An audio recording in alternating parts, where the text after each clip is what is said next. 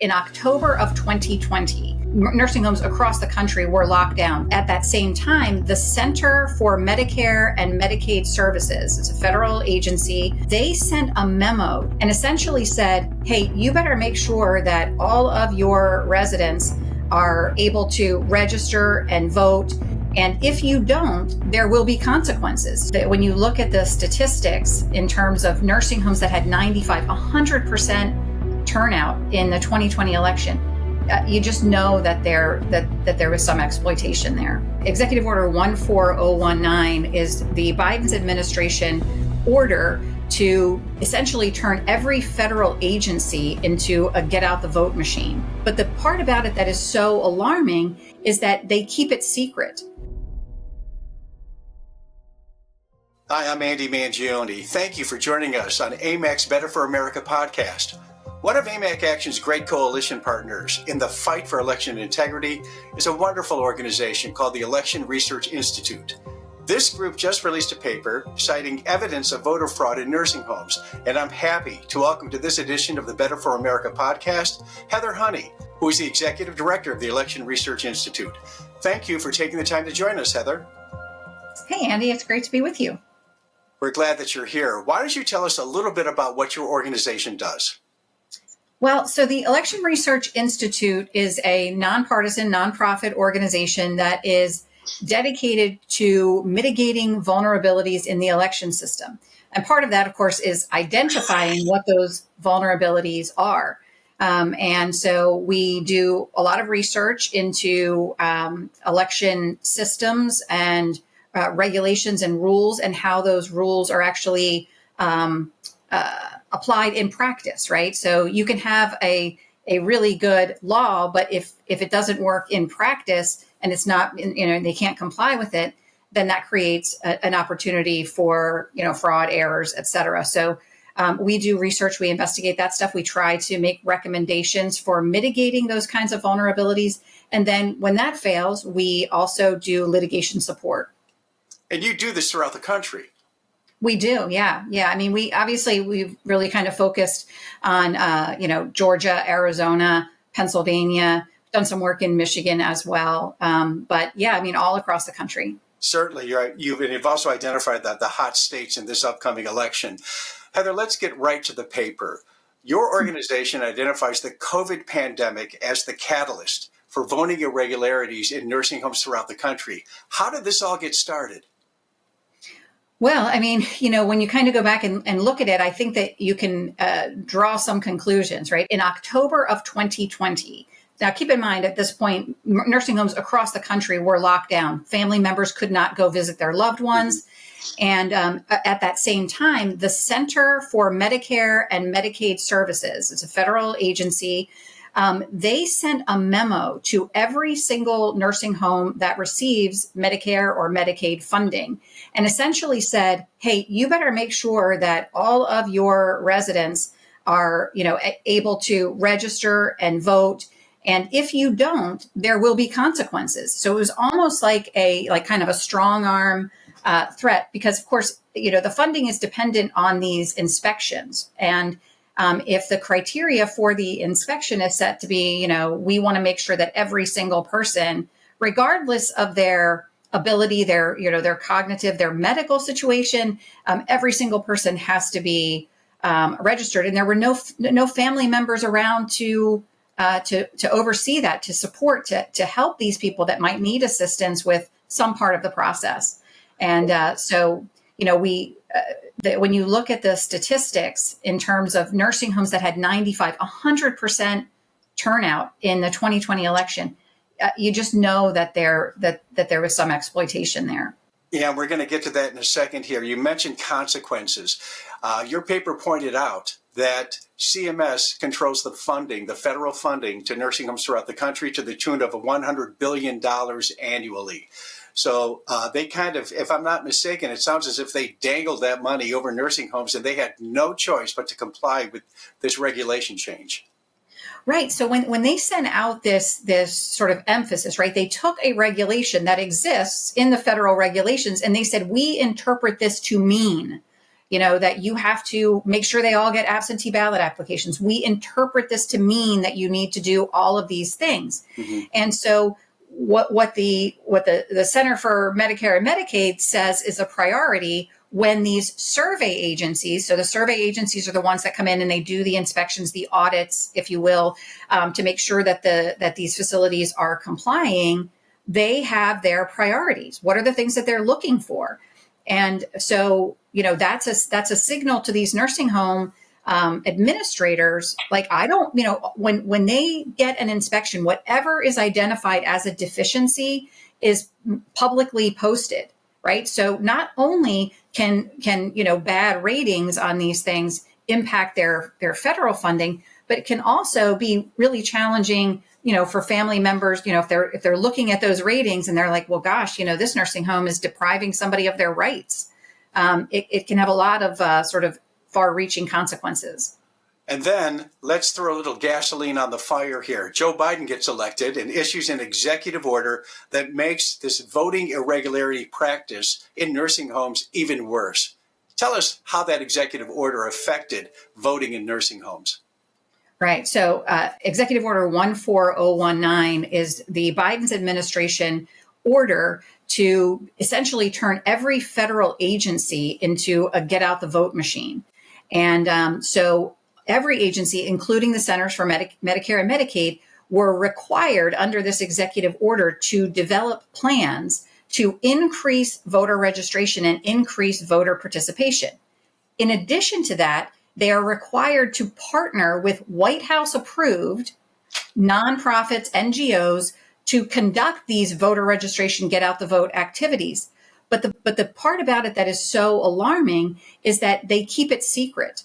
So they will not release the records when the White House has been asked by Congress, by organizations in litigation over right to know. We would like to see these plans. We'd like to know who your White House approved nonprofits are. The White House says, nope, we're not telling. So if there's nothing going on there, why with all the secrecy? Exactly. Now, the Election Research Institute's paper outlines startling evidence of senior citizens, nursing home residents being the victims of voter fraud schemes. Share with us and share with our audience what's outlined in your paper. This is really, it's really upsetting. Yeah. So for starters, we obviously talked about the issues that they found in Wisconsin when Gableman and Eric Hardall did the investigation of the nursing homes in Wisconsin. All sorts of laws were violated. That's been confirmed. They violated the Wisconsin law, but they had people assisting, in fact, filling out ballots for people who are absolutely incapable of doing it, and then not disclosing that. So, if you cannot watch those videos of those families with these people who were, so significantly disabled, and just to realize that they were exploited like that, it's absolutely heartbreaking. In Pennsylvania, for example, we were able to review the absentee and mail ballot envelopes for several counties. And so what we were able to do is sort them by nursing home. And what we found is that some nursing homes had the same person filling out all of the envelopes. And listen, I believe that the vast majority of people that go to work in a nursing home do so because they care deeply about the residents of those nursing homes.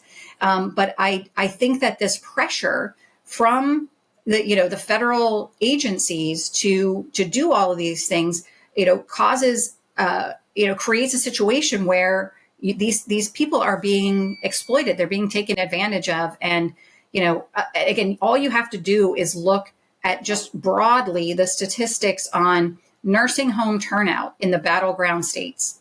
Again, to have a facility that has 90, 100% turnout, that just cannot be the case. No, you can't. And you cannot discount the fact that bad actors are everywhere and they're affecting what's going on in nursing homes. So, Heather, what can people do to protect their loved ones from this kind of voter fraud in a nursing home or any long-term care or any other care facility?